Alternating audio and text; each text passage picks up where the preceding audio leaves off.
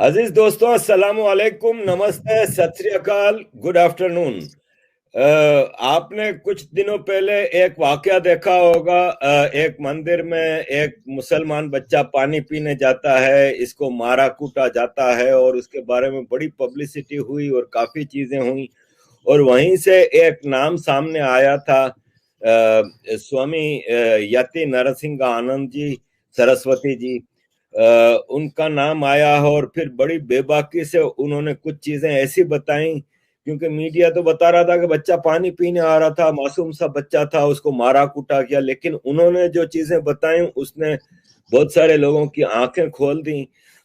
फिर इसके बाद चीजें बढ़ती गई और फिर जैसे कि एक ट्रेडिशन रही है मुसलमानों की, सर तन से जुदा और फतवे जारी कर देना और इसको मार दो उसको मार दो।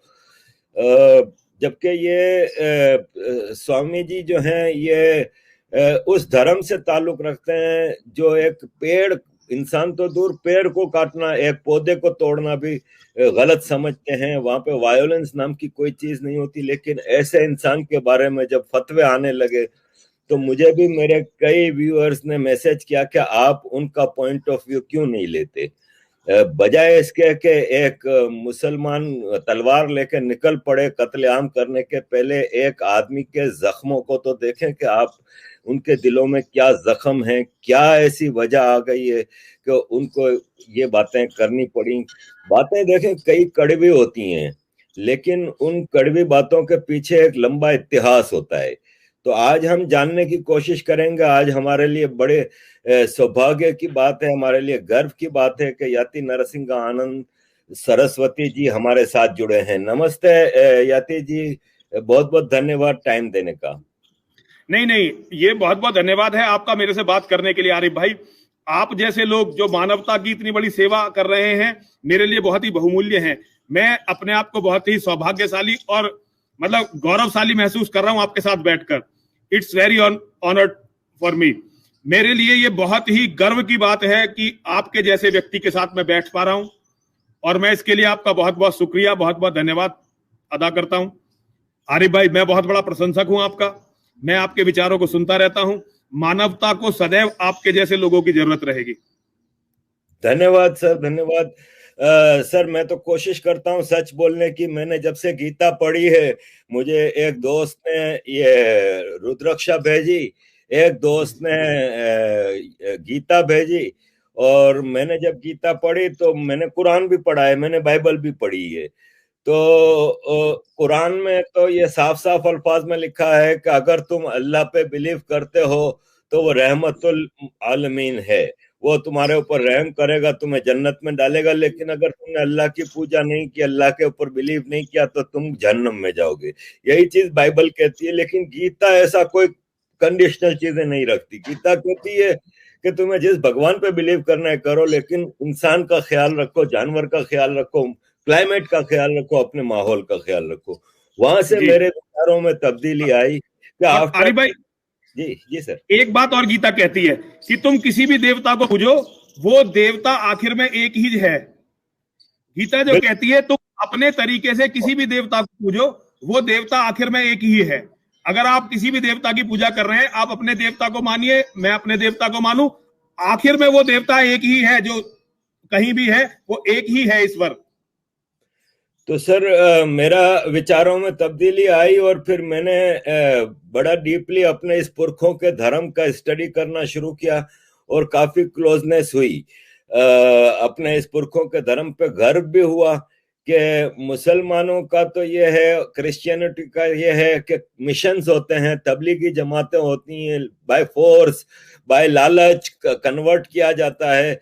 इसके बावजूद हिंदुओं में ना तबलीगी जमात होती है, ना कन्वर्जन के लिए कहीं इन्वाइट किया जाता है। इसके बावजूद आज भी 100 करोड़ से ज्यादा हैं। मैं डायरेक्ट आता हूँ सवालात की तरफ। मेरे पास बहुत सारे सवालात हैं सर। सर, पहले तो हमें ये बताइए कि वो मंदिर में मासूम सा बच्चा पानी पीने आया था, क्या वाकया था? देखिए आरिफ भाई, मेरे जहां मैं मंदिर में इस समय बैठा हुआ हूं, यहाँ इस कस्बे को कहते हैं डासना। डासना कस्बा जब ये देश आजाद हुआ था तो यहाँ लगभग 60% हिंदू थे, 40% मुसलमान थे। आज स्थिति यह है कि यहाँ 95%, 95% जो है मुस्लिम है, केवल 5% यहाँ हिंदू हैं। ये मंदिर जो है एक ऐतिहासिक मंदिर है। इस मंदिर को हमारे जो लोग हैं वो भगवान श्री कृष्ण के साथ रहने वाले पांडवों से जोड़ते हैं, भगवान अर्जुन से और अर्जुन के भाइयों से जोड़ते हैं। ये कहते हैं कि भगवान परशुराम जो हमारे यहाँ बहुत बहुत पुराने पूर्वज हैं, उन्होंने यहाँ शिवलिंग की स्थापना की थी। मुस्लिम आक्रमणकारियों ने जब दिल्ली को जीता था तो इस मंदिर को तोड़ दिया था, ये मंदिर टूट गया था, बाद में दोबारा से ये मंदिर रिबिल्ट हुआ। आज मैं यहाँ का महंत हूं। मुझसे पहले जितने भी लोग इस मंदिर के महंत बने हैं, या तो वे मार दिए गए या वो पीट कर भगा दिए गए। इस मंदिर की बहुत सारी जमीन थी जो धीरे धीरे लोगों ने कब्जा ली। यहाँ एकमात्र एक ऐसी जगह है ये हिंदू आबादी के पास जहां हमारी बहन बेटियां आराम से आ जा सकती हैं। और यहाँ आप ऐसा देखिए, जैसे यहाँ कई सौ गांव इसके आसपास लगते हैं, तो कई सौ गांव इस देवी को, जिस देवी का ये मंदिर है, उसे अपनी कुल देवी मानते हैं, अपनी मां मानते हैं। तो गांव गांवों से हमारी बहन बेटियां इस मंदिर में आती हैं। बहुत सारे लोग हमारी बहन बेटियों का शिकार करने के लिए आते हैं। अरे भाई, मैं किसी कम्युनिटी की तरफ उंगली नहीं उठाना चाहता, लेकिन हिंदू और मुसलमानों में एक सबसे बड़ी दिक्कत जो भारत में यह है कि किसी हिंदू का लड़का यदि किसी की लड़की को छेड़ता है, हिंदू का लड़का चाहे किसी की भी लड़की को छेड़े, चाहे मुसलमान की लड़की को छेड़े, चाहे हिंदू की लड़की को छेड़े, चाहे किसी की भी लड़की को छेड़े, उसको अगर मैं उसके पिताजी से जाकर या उसके बड़े भाई से जाकर ये कहूंगा कि तुम्हारा लड़का लड़की छेड़ रहा है, तो वो उसको डांटेंगे भी, पीटेंगे भी, कभी भी ये नहीं कहेंगे कि मैं गलत बोल रहा हूं। हमारे मंदिर की एक बहुत बड़ी समस्या हो गई थी कि जब मुसलमान लड़के इस मंदिर में आते थे, वो हमारी बहन बेटियों को छेड़ते थे और हम उन्हें रोकते थे, तो उनकी तरफ से लड़ने के लिए बहुत बड़े बड़े, इतनी बड़ी बड़ी दाढ़ी वाले मौलाना और लोग आते थे और वो हमारी बहन बेटियों को ही ब्लेम करते थे।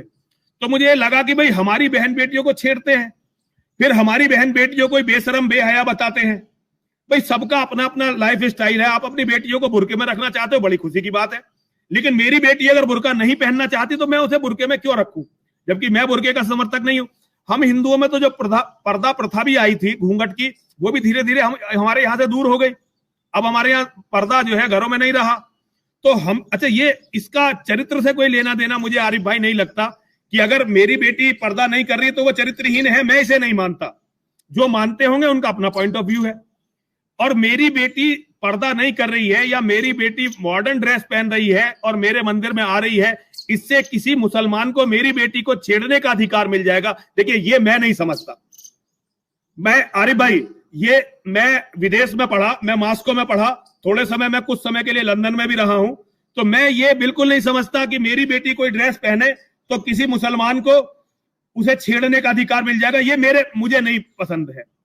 तो हम लोगों ने तय किया कि भाई यहां हमारे मंदिर में मुसलमान नहीं आएंगे। तो धीरे धीरे जो यहाँ के मुसलमान जो कट्टरवादी है, जिहादी है, देखिए जहां मैं बैठा हूं मेरे चारों तरफ कम से कम 30 मस्जिद, आप गूगल करके देख सकते हैं, 30 मस्जिदें हैं चारों तरफ, बड़ी बड़ी मस्जिदें।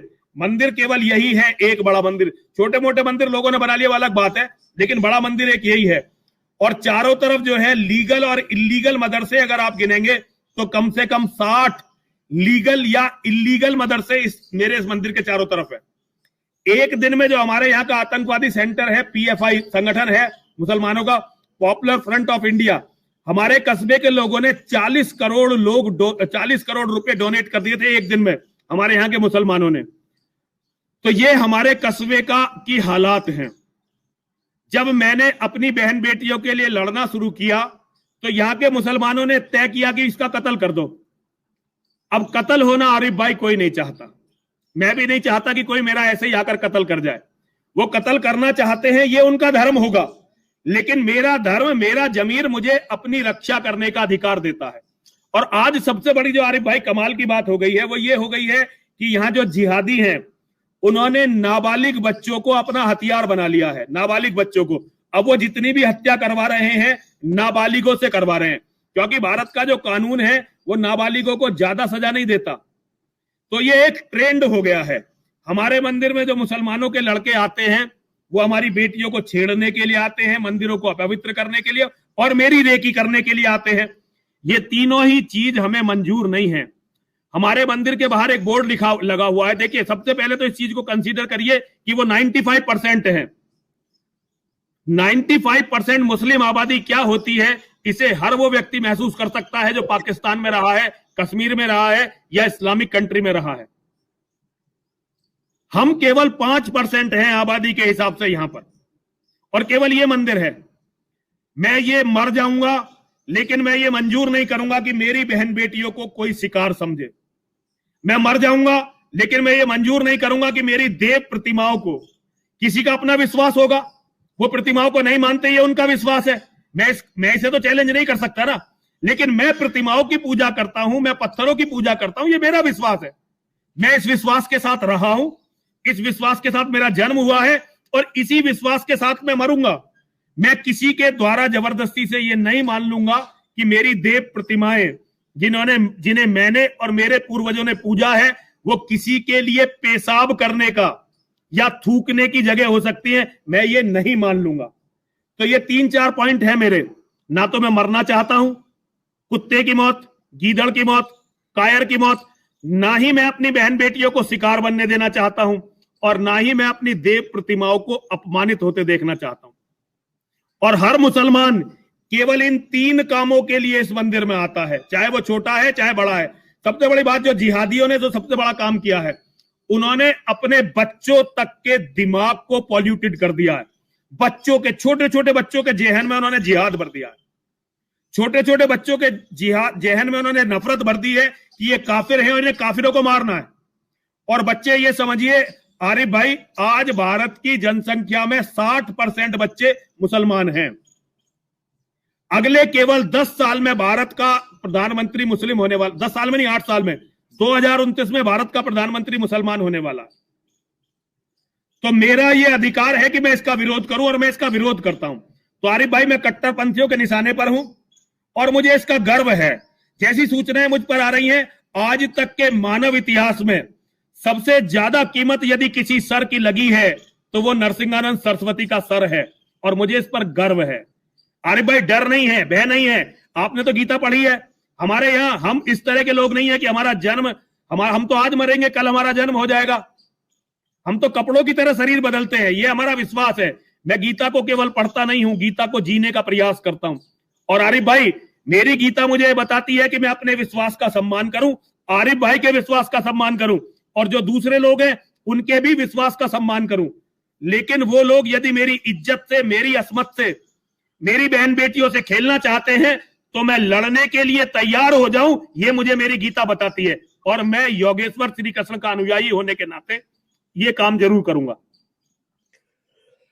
बिल्कुल आपने सही कहा। हिंदू भगवान जितने भी हैं, इनके हाथों में हथियार होता है। वो इसीलिए होता है कि बेगुनाह को नहीं मारना, लेकिन अपनी और अपने परिवार, अपने लोगों की रक्षा करने के लिए होता है। ये तो क्लियर आपने बात कर दी सर। मैं बड़ा हैरान हो गया आपकी एक बात सुन के। काफी चीजें निकल के आई हैं, लेकिन एक चीज पहले मैं पूछना चाहूंगा कि इंटरनेशनल मीडिया को ले लें, दूसरे लोगों को ले लें, तो वो चीख रहे हैं कि भारत में तो हिंदुत्व एक्सट्रीमिस्ट की गवर्नमेंट है और भारत तो एक हिंदुत्व एक्सट्रीमिस्ट स्टेट बनने जा रहा है। आप कह रहे हैं कि भारत में तो मुस्लिम प्रधानमंत्री आएगा, ये क्या चक्कर है? देखिए, ये आरिफ भाई, असल में ये जो हमारे जो नेता हैं, हमारे जो धर्मगुरु हैं, वो बहुत कायर निकले। देखिए, जैसे आपने बताया, हमारे भगवानों के हाथ में हथियार है, और हमारे भगवान कहते हैं कि अच्छाई की रक्षा के लिए युद्ध लड़ना पड़ेगा। लेकिन हमारे धर्मगुरुओं ने और हमारे नेताओं ने युद्ध की अवधारणा को नकार दिया है। इसीलिए दुनिया के सबसे जैसे डोडो था ना, ऑस्ट्रेलिया में डोडो पक्षी था, एक बर्ड थी डोडो करके, उसे सब लोग खा गए। आज हिंदू ऐसा ही हो गया है। लोग हिंदू को अपना खाना, अपना भोजन, अपना शिकार मानने लगे हैं, और ये हमारी कायरता है। आज ये आप देखेंगे कि दुनिया जो कह रही है वो झूठ बोल रही है। और अगर नरसिंहानंद के सरस्वती के सिर की कीमत दुनिया में सबसे ज्यादा लगी है, तो इसके योग्य व्यक्ति है नरसिंहानंद सरस्वती। मैं आपको बता रहा हूं, भारत का प्रधानमंत्री, यदि हालात ऐसी रही तो केवल 2029 में भारत का प्रधानमंत्री मुसलमान बनने वाला है। और उसके बाद दुनिया में जो भी अच्छा है, केवल भारत में नहीं, अरे भाई, दुनिया में जो भी कुछ अच्छा है वो खत्म होने वाला है। उसके बाद जिहादियों की लड़ाई दुनिया में हर घर तक पहुंचने वाली है, हर घर तक पहुंचने वाली है।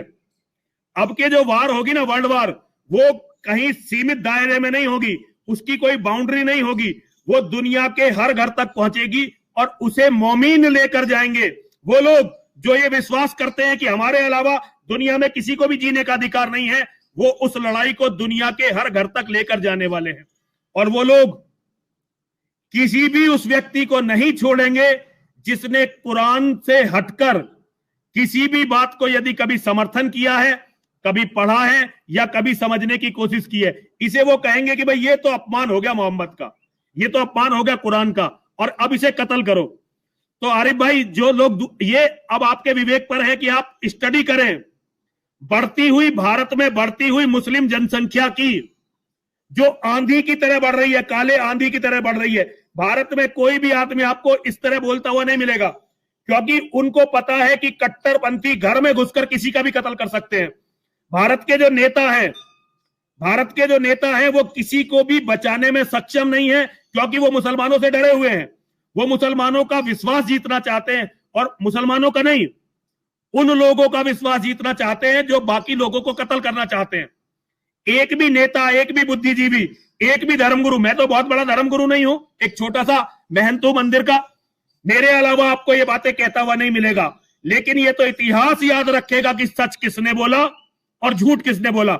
सच वो है जो मैं आपको बता रहा हूं, सच वो नहीं है जो मीडिया दिखा रहा है, सच वो है जो मैं आपको बता रहा हूं। बड़ी अलार्मिंग चीजें हैं। तो मुझे एक चीज का जवाब दीजिए कि साउथ इंडिया में क्रिश्चियनिटी का बड़ा तेजी से वो हो रहा है, तो वो क्या है? क्रिश्चियन पागल हैं। भारत में जो क्रिश्चियन है वो पागल है, वो आने वाले महाविनाश को देख नहीं रहे हैं। हिंदू क्रिश्चियनों से लड़ रहे हैं, क्रिश्चियन हिंदुओं से लड़ रहे हैं। और कितना अभी अगर उन्होंने मान लीजिए 10-20 लाख लोगों को, हिंदुओं को क्रिश्चियन बना दिया तो क्या कर लेंगे वो लोग? मान लो उन्होंने 1 करोड़ को बना दिया, लेकिन जिस दिन भारत का प्रधानमंत्री मुसलमान होगा और यहां इस्लाम का राज आएगा तो 1 करोड़ लोग उनके क्या कर लेंगे? यहां भारत में इस्लाम का राज आना, सरिया का राज आना केवल भारत के लिए खतरनाक नहीं है आरिफ भाई। भारत जैसे प्राकृतिक संसाधनों से, मैनुअल पावर से युक्त देश जब मुसलमानों के पास होगा तो ये बवाल दुनिया में पहुंचेगा। तो भारत के क्रिश्चियन और हिंदू ये तो पागल हैं।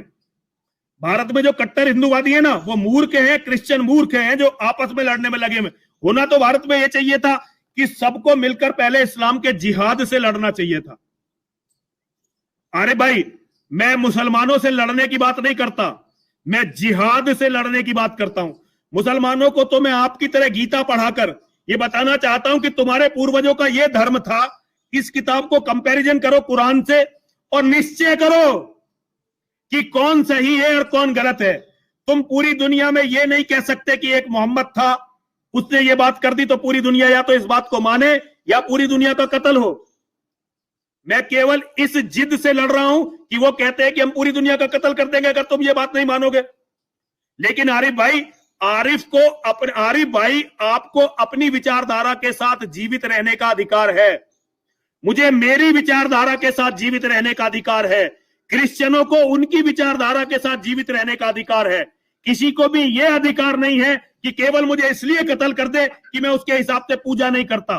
किसी को भी इसका अधिकार नहीं है कि मैं उसके हिसाब से पूजा नहीं करता तो वो मेरा कत्ल करे, फिर मेरी बेटी को अपनी रखेल बनाए और फिर मंडी में बेच दे।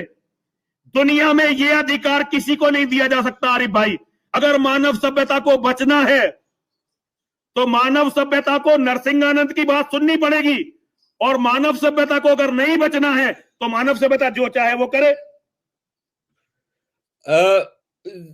इसका हल क्या है? किस तरह आप करेंगे? जैसे आप तो एक आवाज हैं, आप कह रहे हैं कि एक आवाज है और इतनी ज्यादा आवाज है नहीं। ये 84% हिंदू पॉपुलेशन का हिंदुस्तान, ये कैसे आप तब्दीली कैसे लाए? 60%। अब हिंदुस्तान की जो हिंदू पॉपुलेशन है वो केवल 60% है। हमें झूठे आंकड़े दिए गए हैं, झूठे आंकड़े हमें बताए गए हैं। हिंदुस्तान में हिंदू पॉपुलेशन केवल 60% है। 40 करोड़ से ज्यादा मुसलमान भारत में हो चुके हैं। 40 करोड़ से ज्यादा मुसलमान भारत में हो चुके हैं। ये आपको भारत में रहने वाला कोई भी व्यक्ति बता देगा। भारत के सरकारी आंकड़ों पर मत जाइए। जो क्या नाम था उनका, जो इसके प्रधानमंत्री थे ब्रिटेन के, आजादी से पहले जिन्होंने भारत को आजाद करने का विरोध किया था, चर्चिल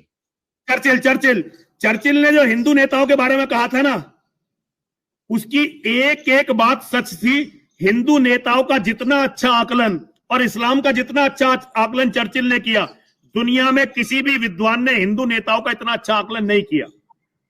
तो ये बहुत छोटी सोच के लोग हैं, इनके चमचे केवल इनके महिमा मंडन में लगे हुए हैं।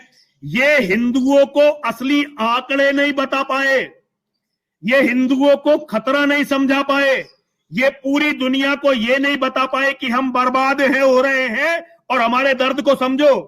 क्योंकि इन्हें केवल उस दिन तक जिंदा रहना है जिस दिन तक जिहादियों की तलवार इनकी गर्दन नहीं काट देती। तो आज भारत में केवल 60% हिंदू है, 84-85% मत बोलिए आरिफ भाई, ये झूठे आंकड़े। पूरी दुनिया को पता चलना चाहिए कि भारत सरकार झूठी है, भारत सरकार के संगठन झूठे हैं, यहां के लोग झूठे हैं। इन फ्रॉडों ने, इन धोखेबाज नेताओं ने आज पूरी मानव सभ्यता को खतरे में डाल दिया है। जिस समय अंग्रेजों का राज भारत पर था तो इंग्लैंड दुनिया की सबसे बड़ी सुपर पावर थी। जिस दिन जिहादियों का राज भारत पर होगा उस दिन जिहाद दुनिया की सबसे बड़ी ताकत होगी। ना चीन रुक सकेगा जिहादियों के सामने, ना अमेरिका टिक सकेगा, ना रूस टिक सकेगा, ना जापान टिक सकेगा, ना यूरोप टिक सकेगा। भारत पर कब्जा करते ही जिहादी दुनिया की सबसे बड़ी ताकत हो। और जिहादी भी कौन थे? दारुल उलूम देवबंद वाले बहावी जिहादी। आपको एक बात आरिफ भाई याद रखनी चाहिए, मोहम्मद ने एक बात और कही थी कि इस्लाम के 73 फिरके होंगे, उन 73 फिरकों में 72 जहन्नमी होंगे, केवल एक जन्नती होगा। तो जो सबको कब्जा करके जो सबको कत्ल करेगा केवल वो जन्नती होगा। केवल सनातन के खत्म होने से लड़ाई नहीं बच जाएगी, केवल ईसाइयों के खत्म होने से लड़ाई नहीं बच जाएगी। जहां 100% पॉपुलेशन मुस्लिम हो जाएगी फिर वहां इस बात की लड़ाई होगी कि असली जन्नती फिरका कौन सा है। उसकी जिम्मेदारी होगी बाकी 72 फिरकों को जहन्नुम भेजने की। सर, आप भारत बचाने के लिए क्या सुझाव देते हैं? क्या क्या भारत नहीं पूरी दुनिया को बचाओ आरिफ भाई, भारत मत बचाओ, भारत नहीं पूरी दुनिया को बचाओ। देखिए, पूरी दुनिया को एक तो सच बोलना चाहिए, दुनिया को सच बोलना चाहिए, सच स्वीकार करना चाहिए और नंगा सच दुनिया के सामने आने चाहिए इस्लाम के जिहाद का, इस्लाम की विचारधारा का, इस्लाम के सत्य का। देखिए, और लोग भी खतरनाक हो सकते थे लेकिन और लोगों ने सह अस्तित्व को स्वीकार किया। आज आरिफ भाई लंदन में बैठकर अपने धर्म का, अपनी विचारधारा का प्रचार कर रहे हैं ना, आप लंदन में बैठे हैं ना, अपनी विचारधारा का प्रचार कर रहे हैं। हमारे हिंदुओं के जो नेता हैं उन्होंने देश की आजादी की लड़ाई लंदन में बैठकर लड़ी, लंदन में बैठकर लड़ी। आज अमेरिका में बैठे लोग इस्लाम का प्रचार क्यों कर पा रहे हैं? क्योंकि अमेरिका के रहने वाले लोगों ने सह अस्तित्व को स्वीकार कर लिया है। उन्होंने ये मान लिया कि दुनिया में सबके रहने की जगह है। केवल दुनिया की एक विचारधारा है जो ये कहती है कि हम अपने सिवा किसी को नहीं छोड़ेंगे। आरिफ भाई, पूरी दुनिया में, और जबकि वो बिल्कुल झूठे हैं, उनके पास ना कोई वैज्ञानिक आधार है, ना उनका दर्शन शास्त्र मजबूत है और तर्क के आधार पर तो वो टिकते ही नहीं है। आरिफ भाई, जो लोग तर्क के आधार पर टिकते हैं वो कभी गर्दनों को जुदा करने का प्रयास नहीं करते। गर्दनों को जुदा करने का प्रयास केवल वो लोग करते हैं जिनके पास कोई तर्क नहीं होता, जिनके पास कोई विजन नहीं होता, जिनके पास आगे की कोई योजना नहीं होती। तो आरिफ भाई, दुनिया को मेरा कहना है, या तो साथ आओ या मिट जाओ। कोई तीसरा विकल्प अब इस्लाम के जिहाद ने छोड़ा नहीं है। और ये मुसलमानों की आबादी केवल भारत में नहीं बढ़ रही है, आप लंदन में देखिए, आप यूरोप में देखिए, आप कनाडा में देखिए, ऑस्ट्रेलिया में देखिए, अमेरिका में देखिए, जिस तरह से मुसलमान जिहादियों, और मुसलमानों से खतरा नहीं है। अगर कोई मुसलमान ये मानता कि मेरा विश्वास है बस मैं रखता हूं अपने तक, तो उससे खतरा नहीं है। खतरा है उस व्यक्ति से जो कहता है कि केवल मुझे जीने का अधिकार है। तो आरिफ भाई, या तो दुनिया को, देखिए मैं तो बहुत छोटा सा साधु, मैंने आपसे बताया मैं कोई बड़ा आदमी नहीं हूं, मैं तो बहुत छोटा सा साधु, लेकिन मैं सत्य के लिए लड़ूंगा और मैं सत्य के लिए मारा जाऊंगा। आरिफ भाई, मैं सत्य के लिए लड़ूंगा और सत्य के लिए मारा जाऊंगा। ये मेरा अपना कमिटमेंट है, ये मेरा अपने आप से वादा है। मैं दूसरों के लिए कोई नहीं काम कर रहा, मैं तो अपने लिए काम कर रहा हूं। दुनिया बचे या ना बचे ये मेरी समस्या नहीं है। मुझसे मेरे योगेश्वर श्री कृष्ण ने कहा है कि तू केवल अपने कर्म का अधिकारी है, तू अपना कर्म कर। अगर दुनिया को बचना है तो दुनिया को लड़ना पड़ेगा। नरसिंहानंद अपनी आत्मा के लिए लड़ रहा है, कल मरते समय नरसिंहानंद की आत्मा पर यह बोझ नहीं होगा कि मैंने सत्य को समझा और मैं सत्य के लिए खड़ा नहीं हुआ। नरसिंहानंद जिस दिन मरेगा बड़ी खुशी के साथ मरेगा, कम से कम उस विश्वास के लिए तो लड़ेगा, मरेगा जिसको मैंने समझ लिया। तो आरिफ भाई, मेरी कोई बहुत बड़ी योजना नहीं है, लेकिन मैं ये चाहता हूं कि दुनिया एक साथ आए और दुनिया इस सत्य को समझे कि इस्लाम के जिहाद ने धरती को दिया क्या है। कटी पटी लाशों के सिवा, हजारों लोग एक एक गंदी कब्र में जो दफन हो गए उनके सिवा, बेटियों की लगती हुई मंडियों के सिवा, सामूहिक बलात्कारों के सिवा, टूटे हुए मस्जिदों, टूटे हुए मंदिरों के अलावा इस्लाम की देन क्या है? इस्लाम के जिहादियों की। दुनिया को इस्लाम के जिहादियों ने दिया क्या है? भारत की सारी बिल्डिंगों को तोड़कर उन पर अपना नाम लिख दिया कि लाल किला हमने बनाया, ताजमहल हमने बनाया। इसके सिवा इन्होंने दिया क्या है? पुराने मंदिर तोड़े, अपना नाम लिख दिया कि हमने बनाया। भारतवर्ष में इस्लाम की देन क्या है? पूरी दुनिया में इस्लाम के जिहादियों की देन क्या है? ये दुनिया बताए ना मुझे। सर, तो आप अभी यूरोप में आपने देखा होगा कि फ्रांस में कुछ जिहादियों ने बहुत ज्यादा जब मामला खराब किए तो फ्रांस की सरकार ने काफी नए लेजिस्लेशन किए और काफी नए लॉ पास किए, मदरसों को बैन किया, मस्जिदों को कंट्रोल किया। तो आप समझते हैं कि ये एक अच्छा हल है और आगे दूसरे देशों को फॉलो करना चाहिए? ये अभी अच्छा हल नहीं है। पहले तो देखिए, एक ओपन डिस्कशन पूरी दुनिया में होना चाहिए। दुनिया को ये आजादी होनी चाहिए कि दुनिया सबके बारे में बात कर सके। देखिए, आप हमारे भगवान राम के बारे में बात करिए ना आरिफ भाई, आप उनके बारे में जो भी बात अच्छी बुरी, हमारे यहाँ मकबूल फिदा हुसैन थे, वो केवल हमारी माता बहनों का नंगा चित्र बनाते थे और इस्लाम से जुड़े हुए चरित्रों को बहुत अच्छी तरह वो प्रस्तुत करते थे। लेकिन किसी हिंदू ने उनका कत्ल का फतवा तो नहीं दिया ना। किसी हिंदू ने ये तो नहीं कहा कि मकबूल फिदा हुसैन को कत्ल कर दो। भाई, तुमने जैसा देखा, जैसी तुम्हारी नजर थी, तुमने हमारे भगवान को देखा, ठीक है। हम भी तो अपने स्टैंडर्ड पर फिर मोहम्मद की व्याख्या करने का प्रयास करेंगे ना। हम भी तो अपने स्टैंडर्ड पर यह सोचने का प्रयास करेंगे ना कि भाई ये गलत है कि यह सही है। तो दुनिया को अभी इस्लाम को समझना है। दुनिया पहले इस्लाम को समझ तो ले, अभी तो दुनिया इस्लाम को समझी नहीं है। लोग जिन छोटी मोटी बातों से समझते हैं कि इस्लाम को कंट्रोल कर लेंगे, केवल मदरसों के कंट्रोल करने से क्या होगा, मस्जिदों के कंट्रोल करने से क्या होगा। तबलीगी जमात ने हर घर को मस्जिद बना दिया है, हर घर को मदरसा बना दिया है। वो हर घर में जाकर ये बताएंगे कि तुम्हें जिहाद करना, तुम्हें जिहाद करना, बच्चे पैदा करने हैं, क्योंकि ये अल्लाह ने धरती बनाई है और ये काफिर तो जबरदस्ती इस पर कब्जा करके रह रहे हैं। आरिफ भाई, ये पेड़ की पत्तियों को और टहनियों को काटने से कुछ नहीं होगा, प्रहार जड़ पर करना पड़ेगा। वैचारिक रूप से दुनिया को यह बताना पड़ेगा कि कितने खतरे में दुनिया आ गई है।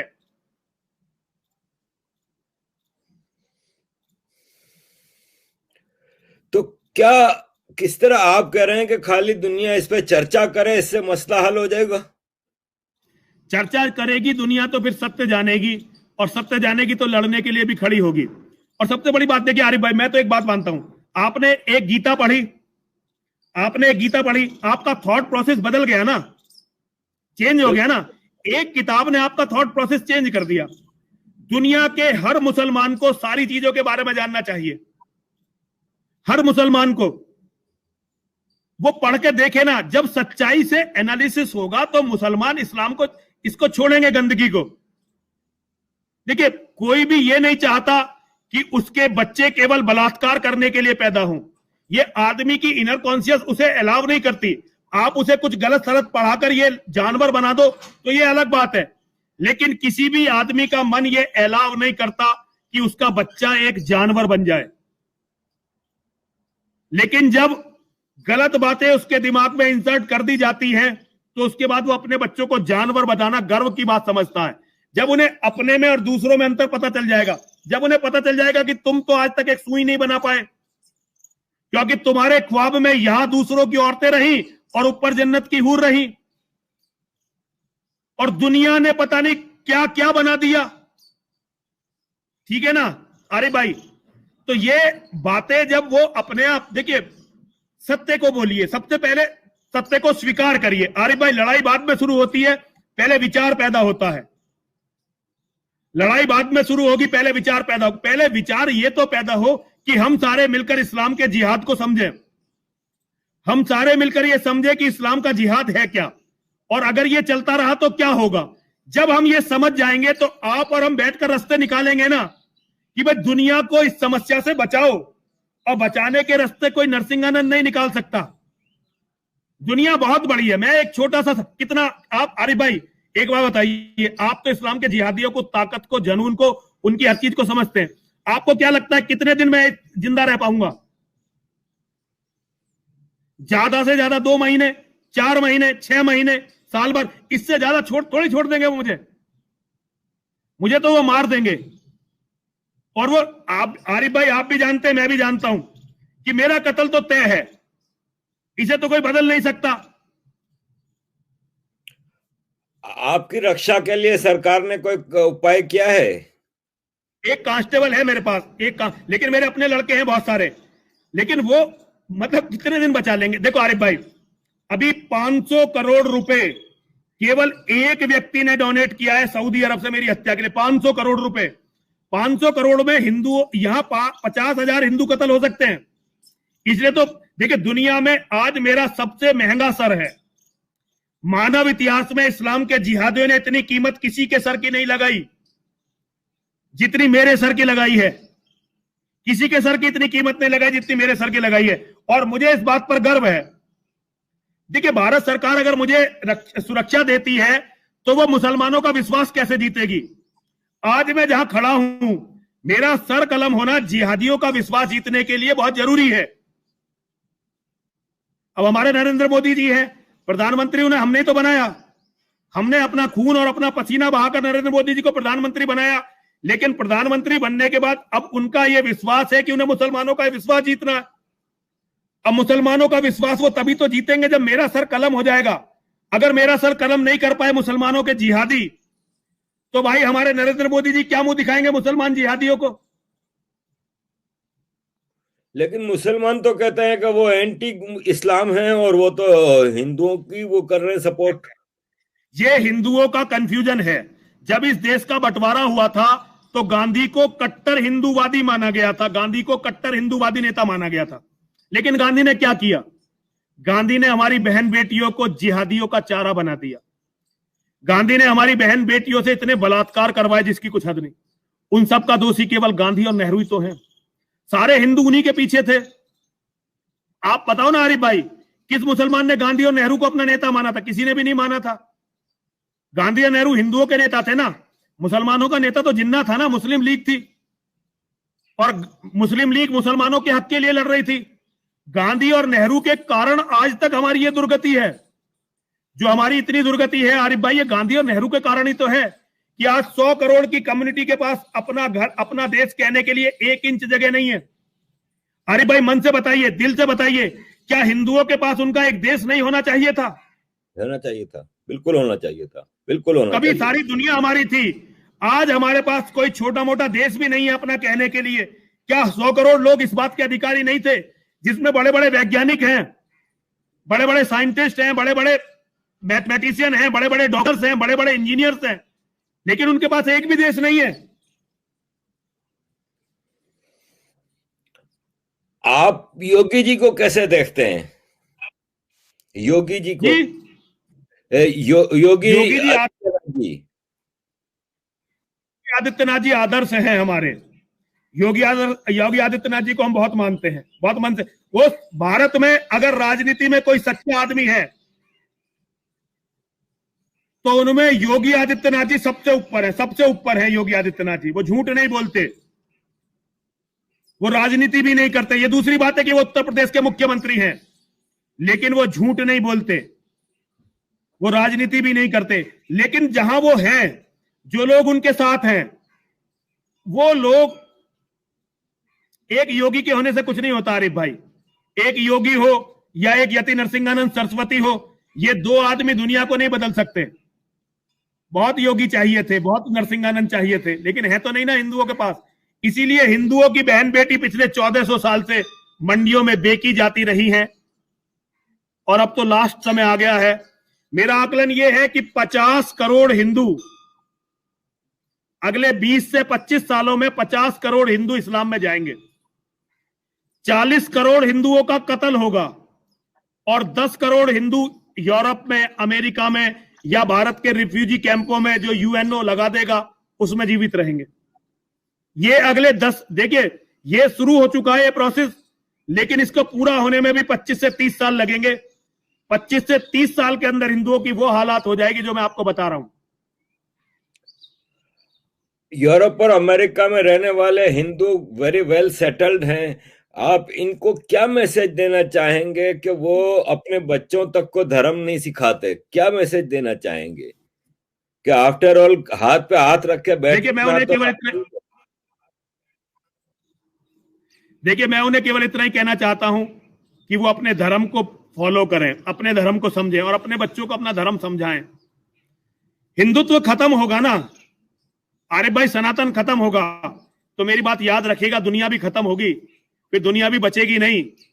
सनातन दुनिया के साथ पैदा हुआ था और सनातन के खत्म होने के साथ दुनिया भी खत्म होगी। फिर दुनिया में केवल कत्लो गारत रह जाएगा और कत्लो गारत बहुत कीमत लेगा। तो ऐसा नहीं है, वैसे अमेरिका में अब जो हिंदू रह रहे हैं, यूरोप में जो हिंदू रह रहे हैं, उनके विचारों में बहुत परिवर्तन है, बहुत परिवर्तन है। और आरिफ भाई ये जो मासूम बच्चे वाला वाकया मेरे मंदिर में हुआ है ना, ये जो मासूम बच्चा मेरे मंदिर में आया और मेरे राक्षसों ने जो उसकी पिटाई की, मेरे साथ जो बहुत बुरे लोग रहते हैं उन्होंने उस बच्चे की पिटाई की, उसके बाद हिंदुओं का दिमाग बहुत बदला। इस घटना के बाद हिंदुओं को पता चला है कि सच क्या है और झूठ क्या है। वरना हिंदू तो अभी तक यही बाहर का, अमेरिका में रहता हुआ हिंदू तो ये सोच रहा था कि अब मोदी जी की सरकार बन गई, सारे हिंदू सुरक्षित है, कोई दिक्कत ही नहीं है।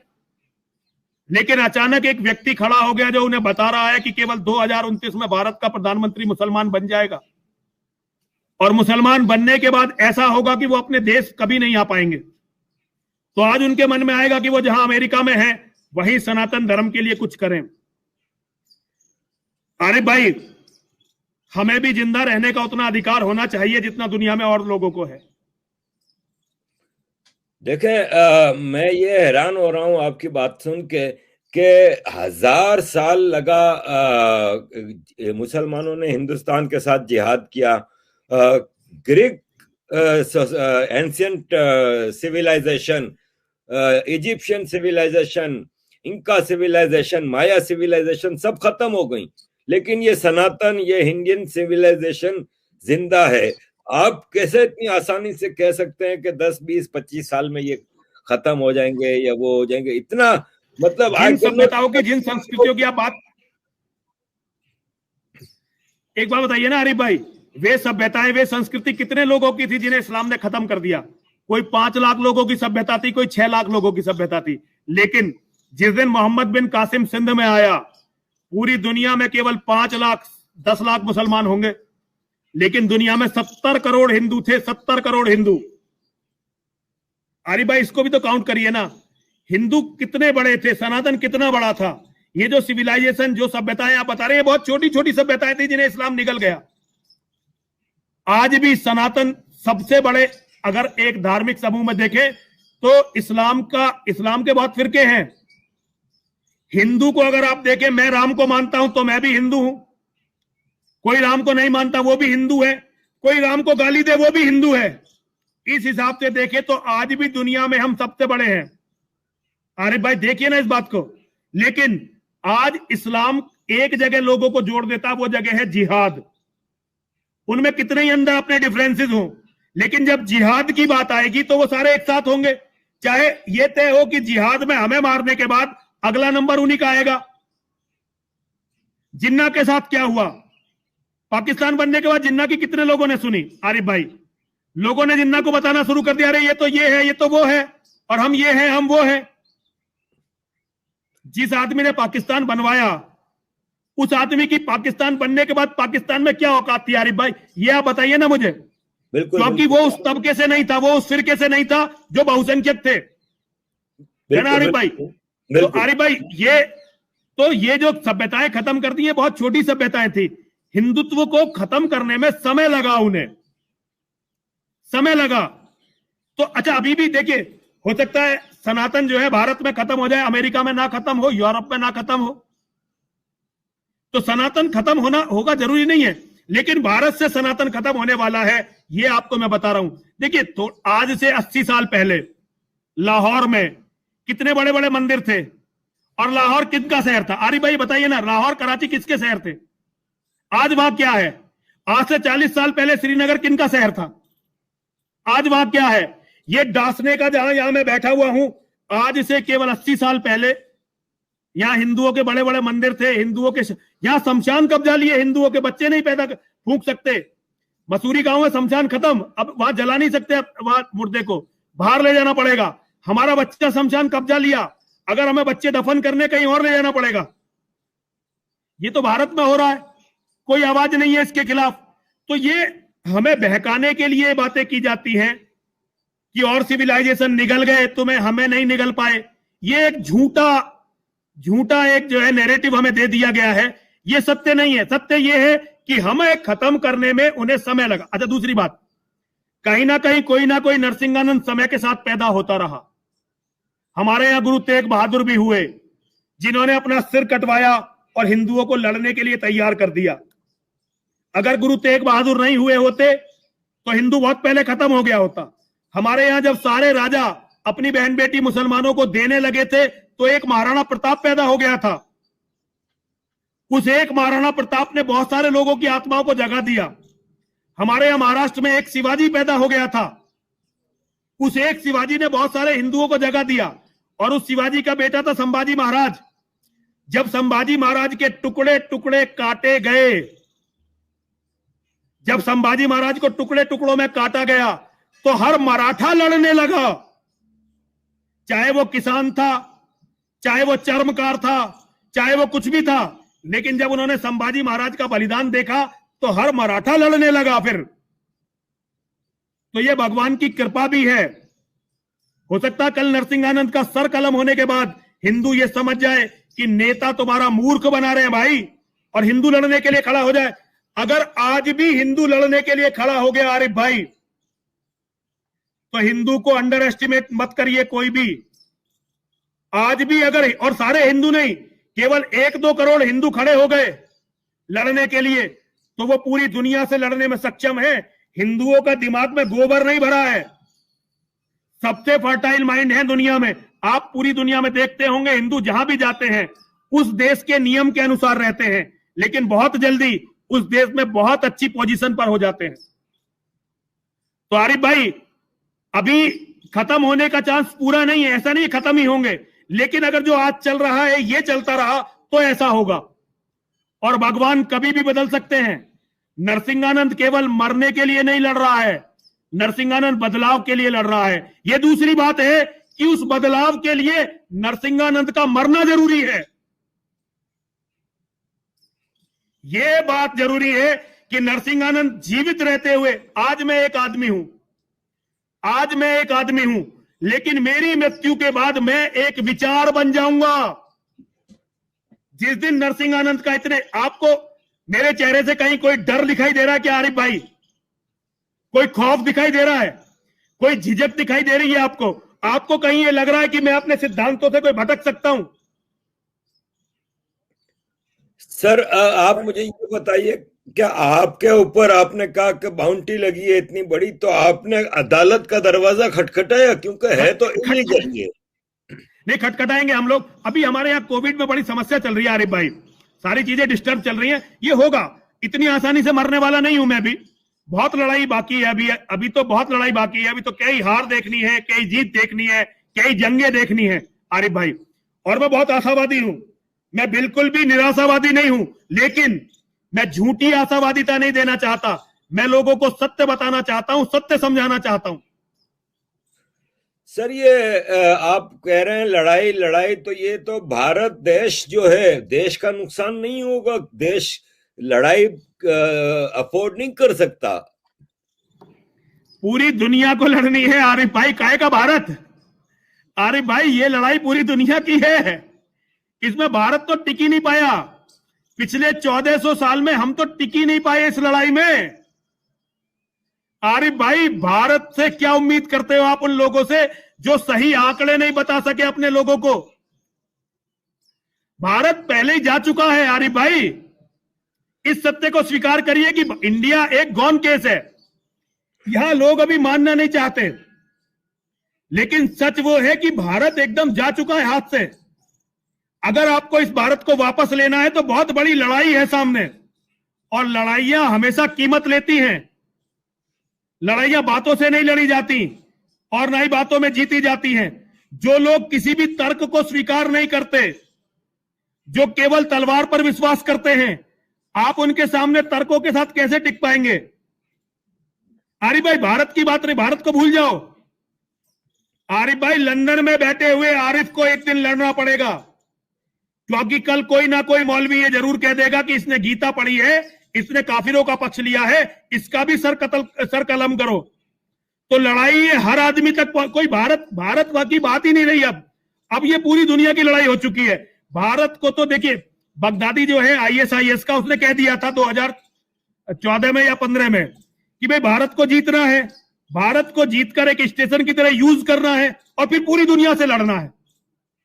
तो जिहादियों को भारत एक स्टेशन के रूप में चाहिए। वो इसे एक स्टेशन बनाकर पूरी दुनिया से लड़ेंगे। भारत की कोई बात नहीं रह गई है अब आरिफ भाई। तो क्या आप जो खतरा देख रहे हैं, क्या सरकार नहीं देख रही? सरकार की तो छोड़िए, मेरी समझ में नहीं आ रहा कि वेटिकन का पोप क्यों नहीं देख रहा। हमारी सरकार को तो छोड़ दीजिए, मेरी समझ में नहीं आ रहा कि इजराइल के यहूदी क्यों नहीं देख रहे। मेरी समझ में यह नहीं आ रहा कि लंदन में, यूरोप में बैठे हुए विचारक क्यों नहीं देख रहे। मेरी समझ में यह नहीं आ रहा कि अमेरिका को चलाने वाले क्यों नहीं देख रहे। हमारे लोगों को तो छोड़ दीजिए, इनके बारे में मैं कोई टिप्पणी नहीं करना चाहता। मैं इन्हें इस लायक ही नहीं मानता कि इनके बारे में मैं कोई टिप्पणी करूं। लेकिन दुनिया क्यों नहीं देख रही? मेरी समझ में यह नहीं आ रहा कि दुनिया इस खतरे को क्यों नहीं देख रही। तो जब आप ये समझते हैं कि दुनिया के इतने बड़े बड़े इदारे, इतने बड़े बड़े थिंक टैंक्स, इतने बड़े बड़े कंट्रीज नहीं देख पा रहे, तो शायद आप गलत हो। तो आरिफ भाई, समय बताएगा फिर इस बात को फिर समय बताएगा। समय मांगता मोल मुक्ति का, देगा कौन मांस की बोटी। पर्वत पर आदर्श मिलेगा, आओ खाएं घास की रोटी। अगर कोई अकेला खड़ा है ना आरिफ भाई, तो ये नहीं है कि जरूरी नहीं कि वो गलत हो। जरूरी नहीं कि अकेला खड़ा हुआ आदमी गलत हो सकता है दुनिया। और आरिफ भाई सुनिए, सबसे बड़ी बात है पेट्रो डॉलर ने बड़े बड़े बुद्धिजीवियों को खरीद रखा है, और इस्लाम के जिहादियों का भय। हर व्यक्ति के घर में घुसकर वो उसका कत्ल करने में सक्षम है। हर व्यक्ति के घर में घुसकर, दुनिया के हर कोने में, हर घर में घुसकर वो किसी को भी मार सकते हैं, और हर व्यक्ति उनसे डरा हुआ बैठा हुआ है। लेकिन आप नहीं समझते कि जो इस्लाम की बर्थ प्लेस है, सऊदी अरब, दुबई वगैरह, वहां पे तब्दीली आ रही है, वहां पे रिफॉर्म्स हो रही हैं, वहां पे चेंजेस आ रहे हैं। इवन रामायण पढ़ाई। आरिफ भाई, आज इस्लाम अरब से चलता कहां है? आज तो इस्लाम जो चलता है वो दारुल उलूम देवबंद से चलता है, हमारे भारत से।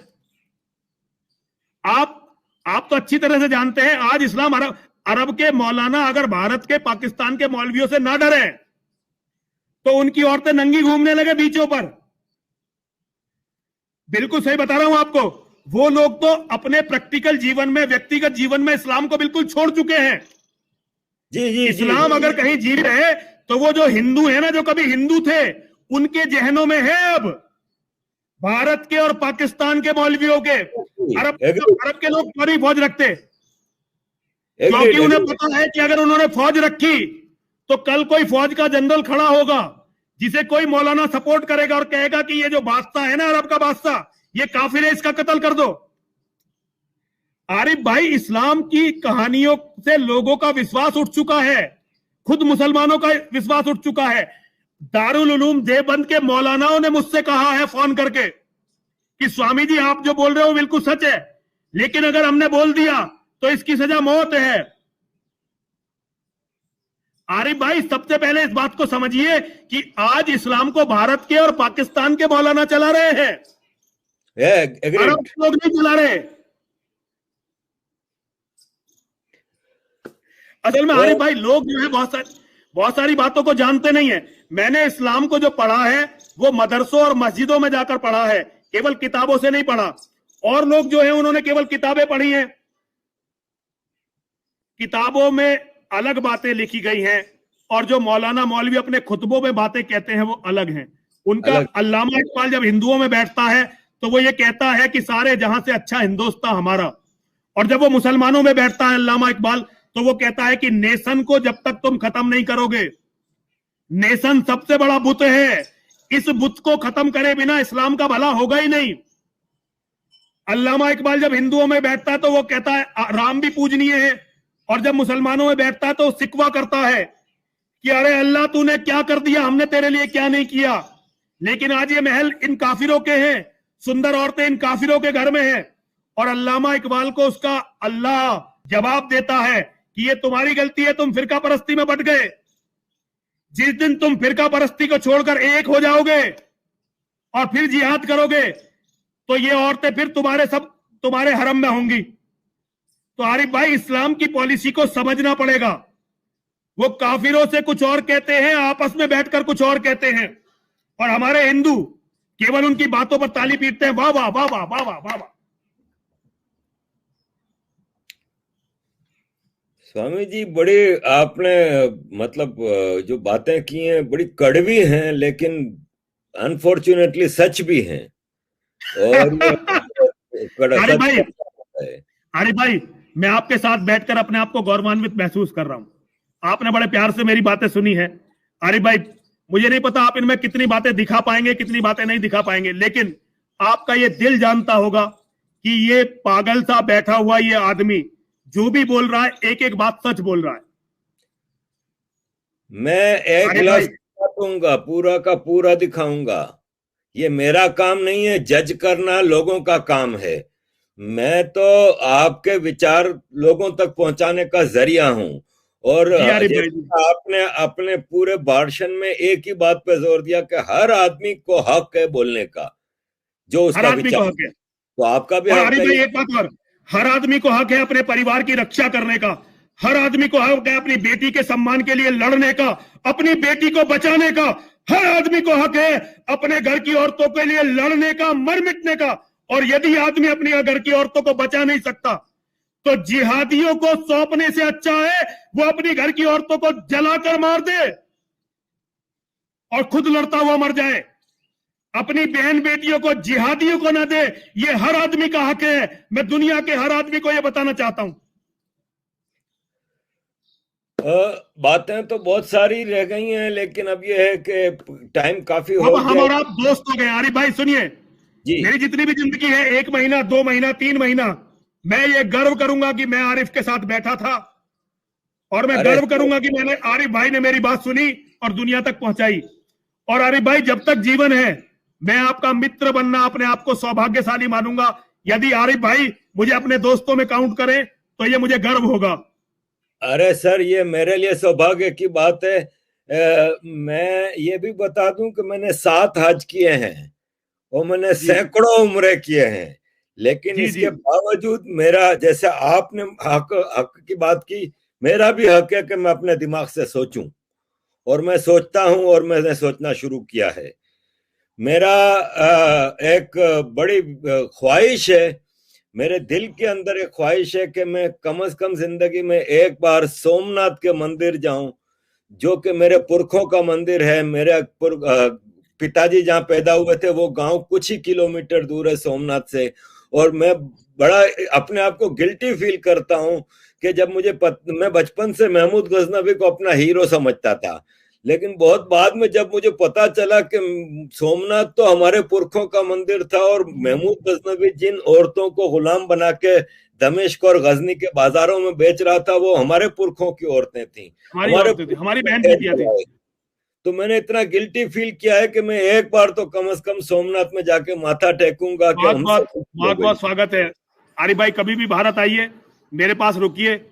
अगर मैं तब तक रहा तो बहुत बहुत स्वागत। अपने आप को बहुत सम्मानित मानूंगा यदि आप मेरे पास आकर रहेंगे कुछ समय। धन्यवाद। तो स्वामी जी, फिर वापस एक बार आपके साथ एक कभी नशिस्त करेंगे। आज के लिए बहुत बहुत शुक्रिया। Thank you very much sir. Thank you जी। प्रणाम। हर हर महादेव। नमस्कार। सत श्री अकाल। गुड। जय हिंद। जय श्री राम। जय श्री राम।